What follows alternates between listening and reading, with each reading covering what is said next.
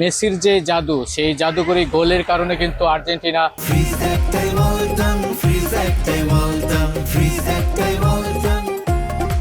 0-3 গোলে বিজয়ী হয়েছে এবং এটি তারা কিন্তু এখন মেনে নিতে পারছে না।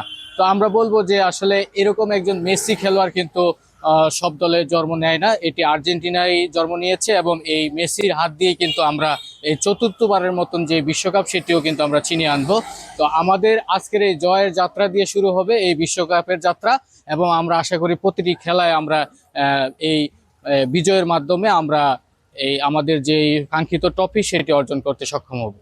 আর্জেন্টিনা আলজেরিয়া ম্যাচে মেসি যে ফুটবল জাদু দেখিয়েছে এবং হ্যাটট্রিক গোল করে আর্জেন্টিনাকে জয় উপহার দিয়েছে এবং জয় দিয়ে এই বিশ্বকাপ যাত্রা শুরু করেছে আর্জেন্টিনা। আমরা আশা করি এই আসরে আর্জেন্টিনা চ্যাম্পিয়ন হবে এবং মেসির হাতে বিশ্বকাপ উঠবে।